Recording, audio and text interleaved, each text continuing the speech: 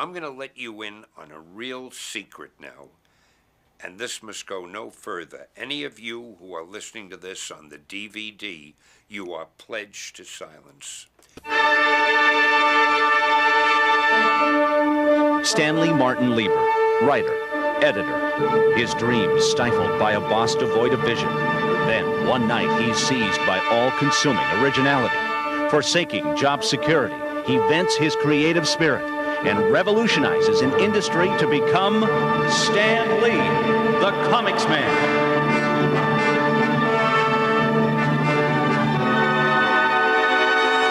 Of course, when I was younger, there were so many things I wanted to do. I think the first one, I wanted to be an actor. I think that's why I like doing things like this, because I'm talking to people. I love talking to people. Well, in those days, I couldn't make enough money as an actor. I did a little acting, but it didn't pay that well. Stan Lee was related to publisher Martin Goodman. Martin was actually my cousin-in-law. I learned that he had an opening in the comic book department. And I use the word department loosely because the whole department consisted of Joe Simon and Jack Kirby. Joe Simon was the first editor at Marvel. He worked with artist Jack Kirby, who is one of the great figures in Marvel history. I would fill their inkwells. I would run down and get sandwiches for them. And if they needed a dialogue balloon written and they were too busy, they asked me to put the copy in. And little by little, I did a little bit more writing as we went along. Throughout the world, throngs of people hailed the end of the war in Europe. After World War II, we went right back to doing the same kind of books we had been doing. Horror was more popular than superheroes, which is why the last few issues of the Captain America series are called Captain America's Weird Tales. At that time, all I did was write the kind of stories that the publisher, Martin Goodman, wanted me to write. Goodman chased trends. You know, Tilly the Toiler was popular in the newspaper strips. Goodman would say, give me some of those, and you'd get Tessie the Typist, Nellie the Nurse, Millie the Model, Hetty of Hollywood. Comic books were just slumming. The early guys, the guys before us, didn't grow up reading comics. They invented the form. They invented the form and they were ashamed of that. I even changed my name from Stanley Lieber, which was a normal name, to Stan Lee. I didn't want Stanley Lieber to be known as a comic book writer. If I was at a party and they said, what do you do? I work in comic books. That ended the conversation. I said, I'm really sick of writing these stories that mean nothing. They're not well written. They don't have any characterization. They're just stories. People read them and forget them. I told my wife that I wanted to quit. That so many motion pictures are based on what they're writing. But boy, was it different years ago when I started. Nobody cared about comic books. Nobody had any respect for them. I remember I'd go to a cocktail party, let's say, with my wife, and somebody would walk over to me, a stranger, and he'd say, what do you do? Boy, I knew it was coming. I'd say, oh, I'm a writer, and I tried to walk away, but he'd follow me and, oh, what do you write? I still tried to avoid the ultimate outcome, and I would say, oh, I write magazine stories. Kept walking away, kept following me. Well, what kind of magazine stories? For what magazines? At some point, I had to say comic books. Immediately, the interest ended. The guy would turn around, walk in the other direction. Of course, now it's totally different. Now it's, excuse me, Tom Cruise, I think that's Stan Lee over there. I've got to talk to him. He writes comic books. I'm only kidding. Believe it or not, some of our favorite heroes and their beloved alter egos may have never existed had it not been for the creativity and boldness of Jack Kirby, Steve Ditko, and Stan Lee. Stan had been in the business for 20-some-odd years, and he was looking to get out. Stan himself says he was embarrassed to tell people when he met them that he was working in comics. And the way he tells it and the way he's told it for many years is he had a conversation with his wife, Joan. She said to me, if you want to quit, before you do, why don't you write one story the way you'd like to do it? The kind of comic books you would want to read yourself. And that set off the light bulb. Instead of just one hero, let's come up with a book with a team of heroes. And I decided to do it the way I wanted to do it.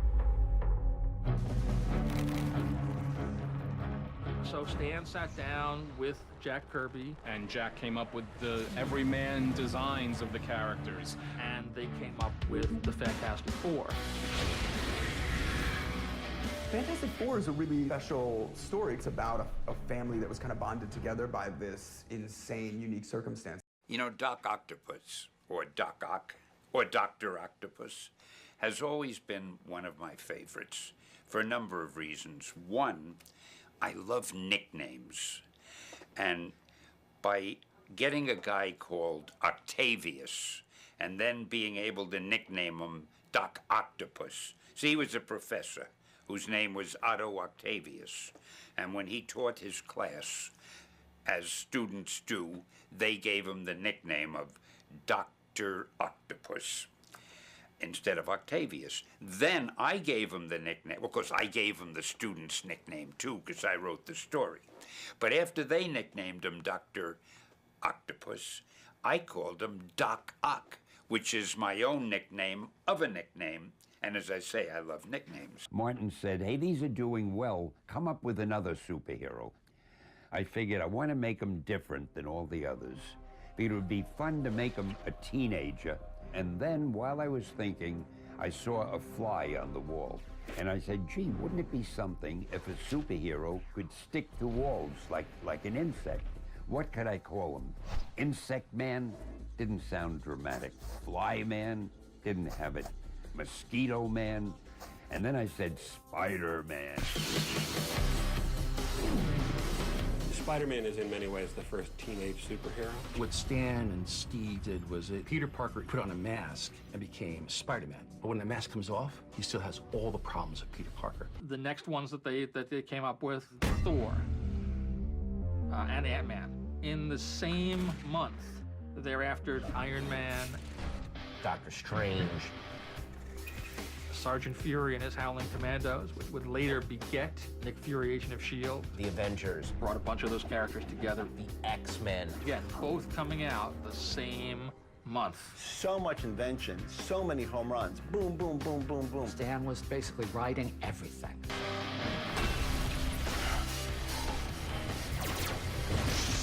Here's a guy who created a field of characters that I find it hard to believe anybody will ever be able to replicate. It's staggering. Martin was very happy, and he never did say go back to the old style. He was a smart guy. He wasn't about to say, let's change them. No promotion, the worst distribution in the world, from nothing at all, they built up this huge success. America was ready for a revival of the superhero, called the Marvel Age of Comics. We were dreaming up our own characters and our own problems, but of course, you can't help but be affected by what's going on in the world. We had the Cuban Missile Crisis. We had stories about what if missiles were unleashed in the country and what would we do? There was racial equality, there was women's equality, and Marvel was very good about the idea of doing women's superheroes, the idea of doing a black superhero. I grew up in Jackson Heights. I'm of Cuban descent. I'm first generation born here in the United States. I remember picking up the Fantastic Four and seeing a character called the Black Panther. He was the first black superhero. It wasn't necessarily about skin color and being a minority, but it was about sort of embracing the differences that everyone has. The X-Men, for example, was for me very impactful because of the fact that it was a metaphor for sort of being a minority and being different. Marvel has done such a good job of being able to sort of reflect the diversity of what's existing in the world. That really made Marvel Comics different from all the other comics and made it such a, almost a rock and roll explosion. I learned about Stan Lee right from the very beginning. Not just about Stan, but about Jack King Kirby and Jazzy John Romita. I made a drawing for Stan Lee when I was 7 years old. But there he is, manly Stan Lee. I showed this to Stan. He was, I think disturbed is the word. There was the remarkable Stan soapbox, where Stan would tell you about the goings-on at Marvel, and you would feel as though he was writing solely to you. The unique thing about this was that the kid right next to you, he was reading that soapbox, and he was feeling the exact same thing. Hey heroes, your man Stan here to make sure you don't miss out on the most talked about book since Iron Man's Rust-Proofing for Dummies. My good friends at the famous Hero Initiative have joined forces with Mighty Marvel and compiled a complete set of my old soapbox columns. These masterpieces of journalistic literature into one awe-inspiring, pow-tastic collection. Now, here is a proof copy of it. Just imagine how good the original is going to look when you get it.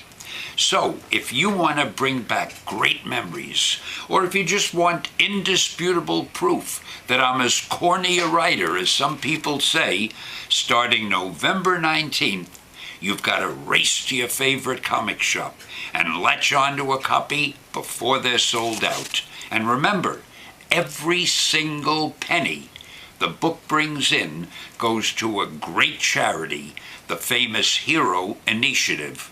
Excelsior! I have never set out to affect people. All I ever set out to do was write stories that I hoped the readers would enjoy.